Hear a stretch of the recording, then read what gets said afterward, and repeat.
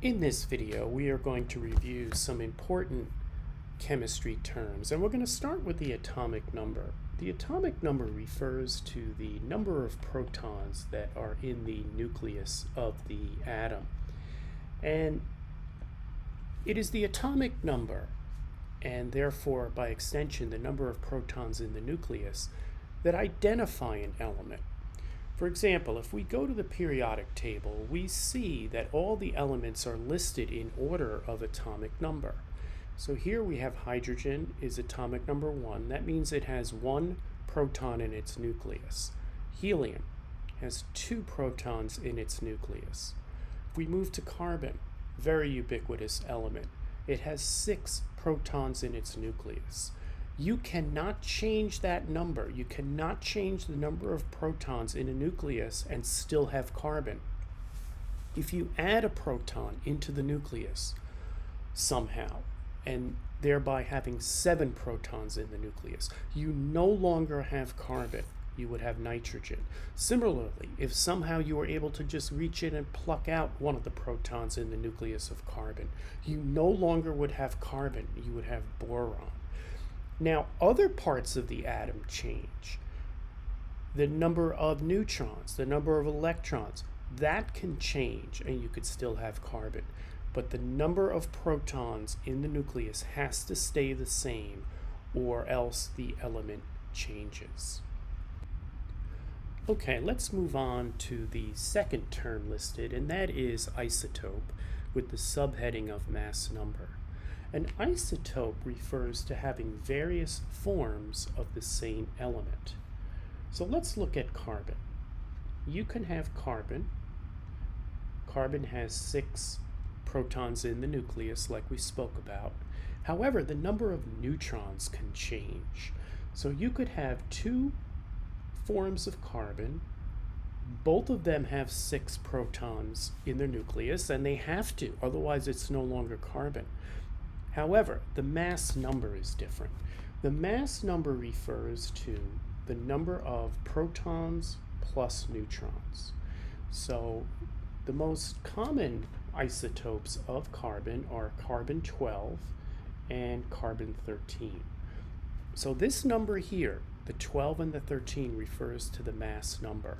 So the first one, carbon-12, which is the most ubiquitous form of carbon, has 6 protons. Again, that's a little bit redundant because if it didn't have 6 protons, it wouldn't be carbon. But it also has 6 neutrons. So the 6 protons plus 6 neutrons gives you a mass number of 12. Here, this is a different isotope of carbon. Protons, of course, 6. The mass number is 13. Therefore, this isotope has 7 neutrons. Again, has to have 6 protons to be carbon. However, the number of neutrons can change, and that's what creates an isotope. Okay, let's now look at what's called the average atomic mass. The average atomic mass is located here on every element. The units, although they're not listed, for 1 atom of boron would be 10.81 atomic mass units. Notice, by the way, that the mass number is not listed on the periodic table. We have the atomic number, the number of protons, we have the average atomic mass, but we don't have the mass number. That's because the mass number changes too often. With carbon, we mentioned the 2 most common isotopes were carbon-12 and carbon-13. However, the mass number is not listed here because other elements, for example, neon has 37 different isotopes. So you can't have 37 different mass numbers listed here for any given element. So as a result, for the sake of brevity, on the periodic table, you have just what you see. The number of protons, also known as the atomic number, the name, the symbol, and the average atomic mass. So let's talk about the average atomic mass. The average atomic mass, as the name implies, is a mass. Now, mass is different than weight. Mass is the amount of substance in a given atom. Mass is the same no matter what planet you're on. Weight will change depending on gravity, but the mass will remain constant. Now, the reason why they use the term average atomic mass is because of this situation with isotopes. In other words, this form of carbon is going to have an atomic mass of 6 protons plus 6 neutrons, a mass number of 12, and its atomic mass is going to be 12 atomic mass units. By it, I mean this form of the isotope. Notice electrons are not even taken into this calculation. The mass of an electron is considered 0. Over here, on this isotope of carbon, the mass number is 13. Therefore, you're going to have 6 protons plus 7 neutrons for a total of 13 AMUs. Okay, if I didn't mention it, I apologize. Both a proton and a neutron weigh 1 atomic mass unit. So notice, this form of the isotope has an atomic mass of 12 AMUs. This isotope of carbon has a atomic mass of 13 AMUs. So if we go to the periodic table, we see that the average of all the atomic masses of all the isotopes of carbon is 12.011. So let me write that down. This is from the periodic table, 12.011. So you may look at that and say, well, wait a minute. The average of 12 and 13 is 12.5, not 12.011. The reason is, when they talk about the average atomic mass, it is a weighted average, meaning because there are many more, much higher percentage of carbon-12 isotopes than there are carbon-13 isotopes, this 12 AMU mass has a higher contribution to the average atomic mass than does the 13. So it is the relative abundancy of the carbon-12 isotope, in other words, the form of carbon that has 6 protons and 6 neutrons. This form, this isotope, is much more common in the universe than is this isotope that has an atomic mass of 13 AMUs. Therefore, when you look at the weighted average, the average that takes into account the fact that there are more of this isotope in the universe, we find that the average atomic mass is 12.011. So that's what we mean by relative abundancy. I want to spend a little bit more time at understanding the difference between the terms average versus weighted average. And recall earlier in the video, we spoke about carbon having an average atomic mass of 12.011 AMUs. So if we look at the periodic table, we see carbon, 6 protons, again, that's the atomic number, and the average atomic mass of 12.011.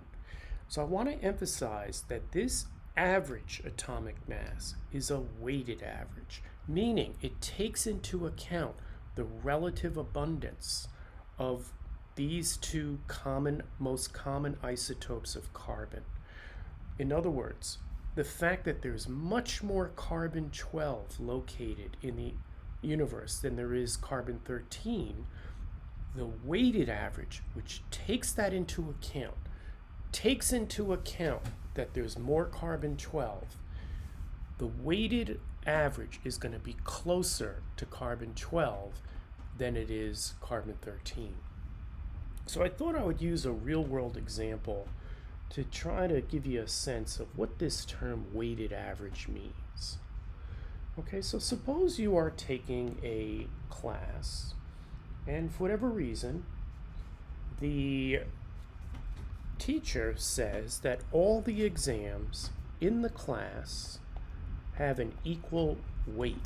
In other words, you're going to have multiple tests, including a final exam, but they're all going to have equal weight. In other words, the final exam is not going to be worth any more than any of the other previous exams. So if we wanted to take the average of these scores, we would just add them up and divide by 4.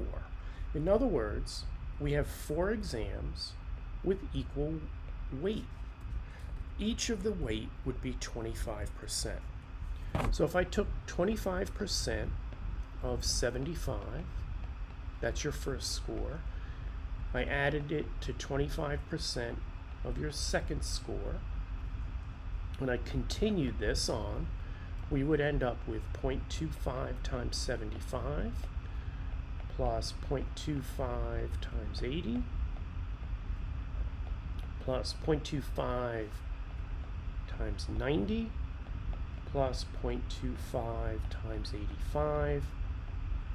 And if you did all of that math, you would end up with an average score of 82.5.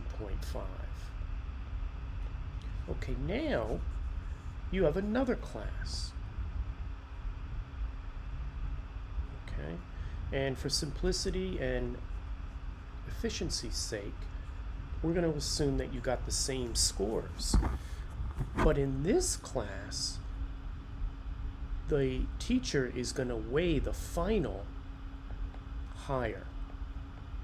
Okay, so we're going to have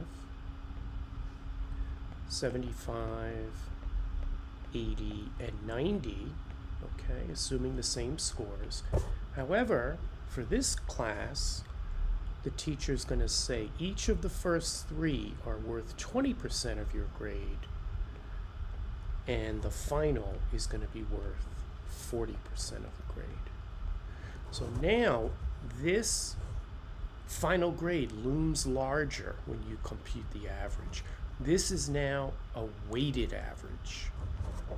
This has more weight, and as a result, the weighted average is going to be different. So here in the second example, we are going to do 0.2 times 75 plus 0.2 or 0.20 for 20% times 80 plus 0.20 times 90 plus 0.40 for 40% of 85. And when you do the math and you add everything together, you would get a weighted average of 83. So that's why when we say that carbon on the periodic table has a weighted average atomic mass, that's because carbon 12, which has 12 AMUs, is more common. It's more ubiquitous than carbon 13, which has 13 AMUs as its mass.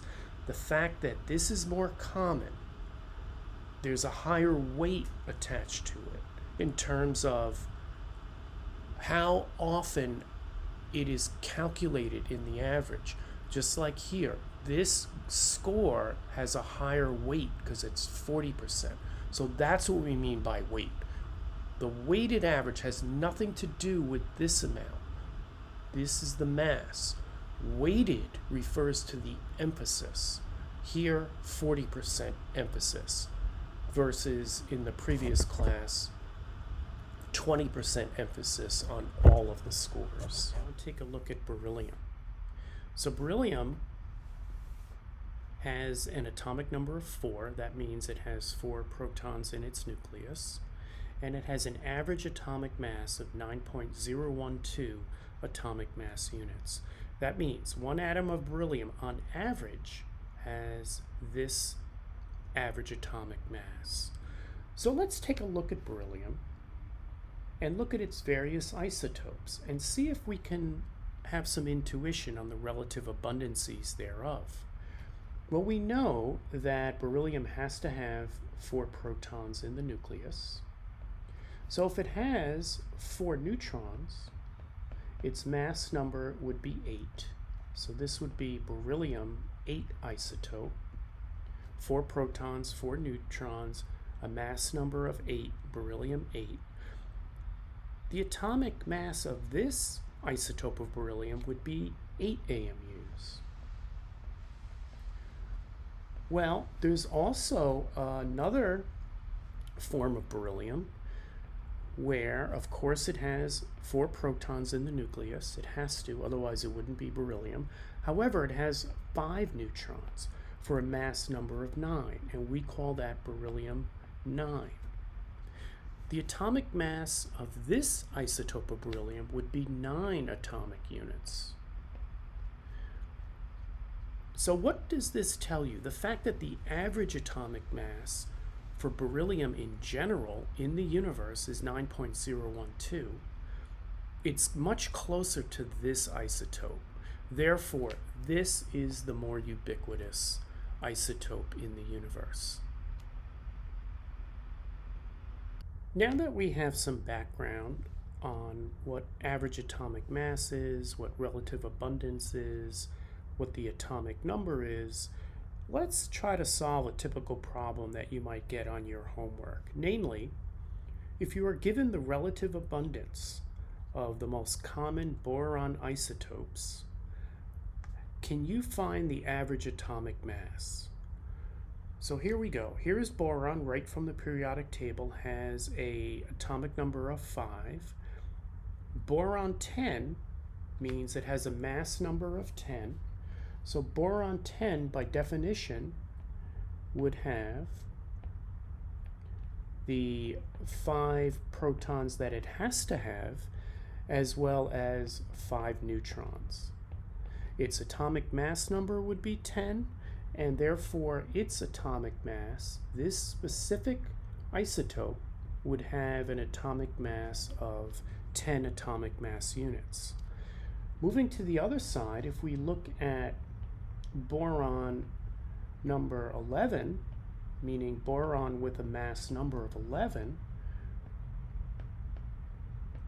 again, isotope means same number of protons, different number of neutrons.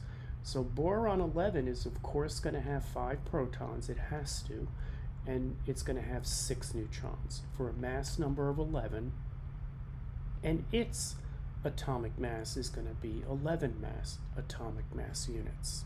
So if you look at the relative abundances, you see that boron 11 is 81% of all the boron that's found in the universe, whereas boron 10 is only 19%. Therefore, when we compute the weighted average in a manner that I'm going to show you in a moment, we know that this final average atomic mass, this weighted average atomic mass, is going to be closer to 11 than it is to 10. That's the intuition. So how do we find that? Let's write this out and say to ourselves that 19% of the boron is going to have an atomic mass of 10. That comes from here. And we're going to add that to the fact that 81% has an atomic mass of 11 AMUs.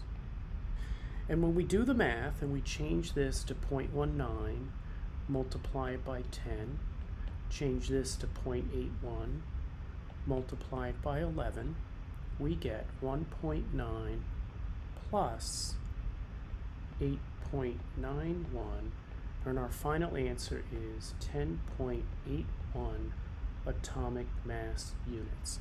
This is the average atomic mass that takes into account the relative abundances. Let's double check on our periodic table. Here it is. Boron has an average atomic mass of 10.81, which is just what our intuition would tell us. If most of the boron in the universe has an atomic mass of 11, it stands to reason that once you take the weighted average atomic mass, you're going to get a value closer to the more ubiquitous isotope. In this next problem, we're going to do the reverse of what we just did. Here, if you're given that chlorine has an average atomic mass of 35.45 AMUs, we're asked to find the relative abundance of these two isotopes. chlorine with a mass number of 35 and chlorine with a mass number of 37. Again, the mass number is going to be the number of protons plus the number of neutrons. So we know that this isotope here is going to have the 17 protons. It has to, otherwise it would not be chlorine, and it's going to have 18 neutrons for a total mass number of 35 and a total mass of 35 AMUs. That's the first isotope. The second isotope, chlorine-37, is of course going to have the 17 protons in the nucleus plus 20 neutrons, and its atomic mass is going to be 37 AMUs. So if the average atomic mass, after we take in the percentage of relative abundance, which we're going to try to find in a moment, the average atomic mass is 35.45. So if one of the isotopes has a mass of 35 and the other one has a mass of 37, and the weighted average is 35.45, which of these two do you think are going to be more ubiquitous? And the answer is going to be the Cl, the chlorine-35 isotope, because the average, the weighted average, when you take into account the relative abundance, is much closer to that of this isotope. So let me take you through the math and show you how to do this. Previously, in the previous example, we used the percentage form in a decimal, or the decimal form of the percent. So what we're going to do here is we're going to remind ourselves that the percentage of this isotope plus the percentage of that isotope is going to equal 100%. Well, 100% is the same as 1.00. Therefore, this percent in a decimal form, we're going to call that x, plus this percent in a decimal form has to equal 1. Therefore, this has to equal 1 minus x, because x plus 1 minus x is going to give you 1. So we're going to use this math to help us find our answer. So we're going to take 35.45, because we know that's going to be our final answer. We're going to multiply the mass of the isotope, the chlorine-35 isotope, times its percentage. We're going to call that x. And then we're going to add that to the mass of the chlorine-37 isotope. Let me make some room here, sorry. And we're going to multiply that by 1 minus x, like so. When we do our math,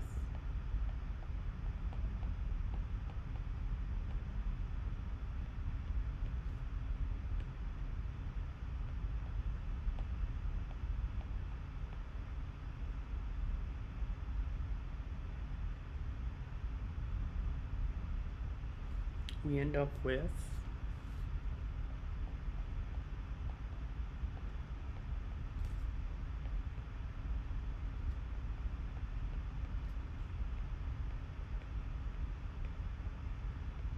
okay, so x is going to be the decimal form of the abundance of the chlorine-35.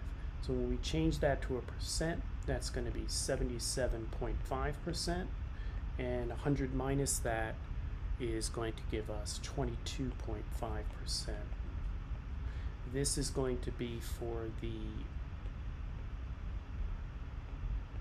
chlorine-35 isotope, and this is going to be the chlorine-37 isotope. And it's just as we predicted. It's closer to 35, therefore the relative abundance is larger.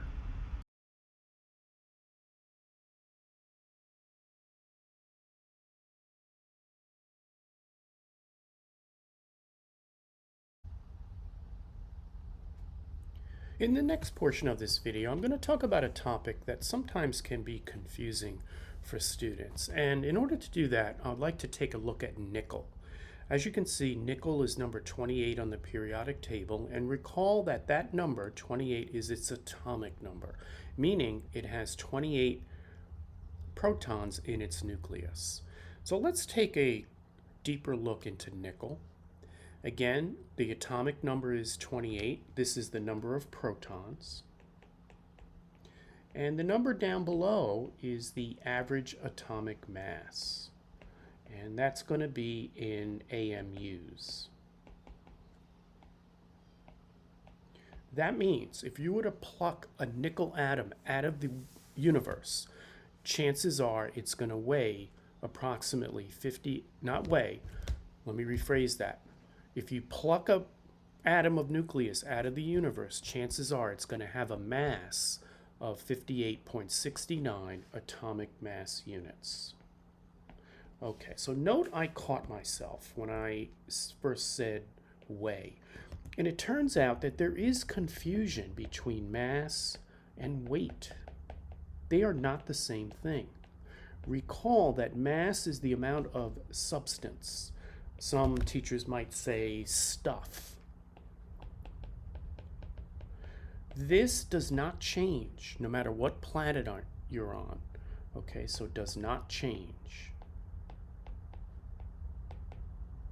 Whereas weight changes depending on the amount of gravity. So as you know, if you're on the moon where the gravity is not as strong, we don't weigh as much. Okay, now having said that, a lot of teachers, you heard me do it a few minutes ago, use these terms interchangeably. So I want to point out something that can be a little bit confusing. And it has to do with this interchanging vocabulary between mass and weight. Okay, so recall, as we said a few moments ago, the average mass of an atom of nickel is 58.69 AMUs. But here's the thing. Many textbooks will list this as the atomic weight.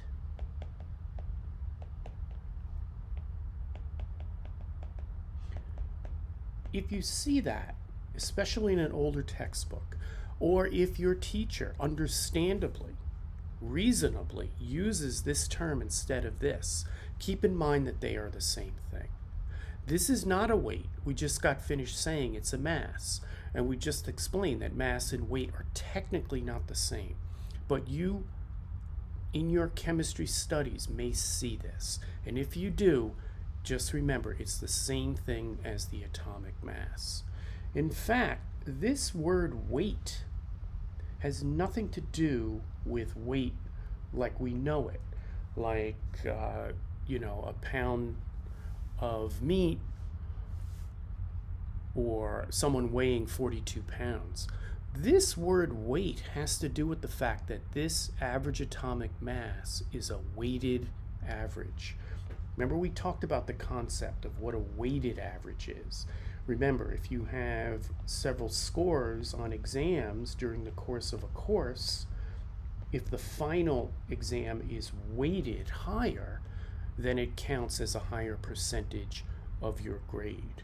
Or when we talk about isotopes, certain isotopes exist more frequently in the universe. Therefore, we give them a weight. We give them more attention. We count them more frequently when we compute the average. So in summary, if you see atomic weight, that refers to the atomic mass. Let's continue our discussion with nickel. Recall that nickel has an atomic number of 28. That means it has 28 protons in its nucleus always, and an average atomic mass of 58.69. Remember, the word average is a weighted average, meaning this average atomic mass is going to be indicative of the more common isotope of nickel. And recall that the term atomic weight is sometimes used in place of average atomic mass, even though this is not a weight. Folks, let's look at the most common isotopes of nickel, and let's tie all this together. It turns out that nickel has 5 isotopes. Nickel 58,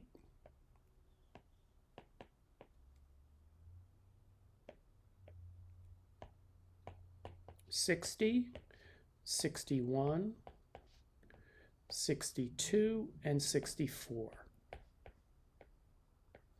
Folks, this is the mass number. And remember, when we spoke about this earlier in the video, this corresponds to the number of protons plus the number of neutrons. All of these will have 28 protons.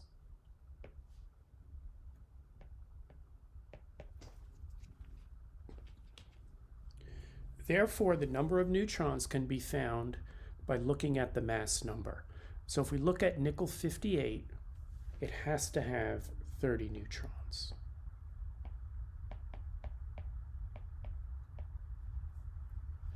If we look at nickel 60,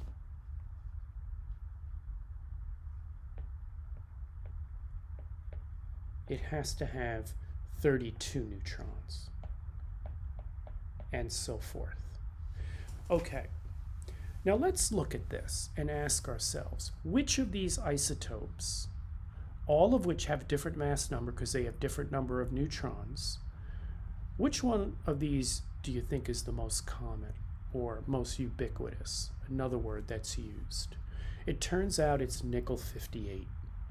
And nickel 58 comprises a little over 60% of the nickel that is found in the universe. So look, the atomic mass of nickel 58 is 58.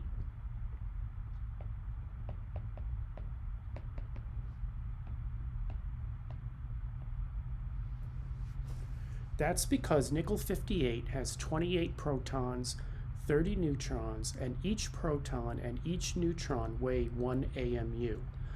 Therefore, when you add the total number of protons and neutrons and get 58, sometimes these are called nucleons because they're in the nucleus. When you add the total number of nucleons, you're going to get the atomic mass for this individual isotope. So each of these isotopes has a different atomic mass. And when you average them together using the weighted average based on their relative abundance, you get the average atomic mass. Okay, so I'm going to erase some of this and focus on the 3 key terms. And here they are. This is what is very confusing. So let's review them one more time. Nickel always has 28 protons. The number of neutrons varies. And based on the number of neutrons, you're going to have a different mass number, which is the protons plus the neutrons. Nickel 58 is the most common isotope. Nickel 58 is going to be 28 protons plus 30 neutrons. Because each of these carry a mass of 1 AMU, the total atomic mass of just nickel 58 is going to be 58 AMUs. So when you're talking about an atomic mass, you're talking about one specific isotope. When you're talking about an average atomic mass, it's taking into account that it's going to be 68% or 60% roughly nickel 58 and various percentages of other isotopes, all of which have different atomic masses. So an atomic mass is unique to one isotope. Average atomic mass takes into account the relative abundance of each of the isotopes. And finally, atomic weight is another term for the average mass.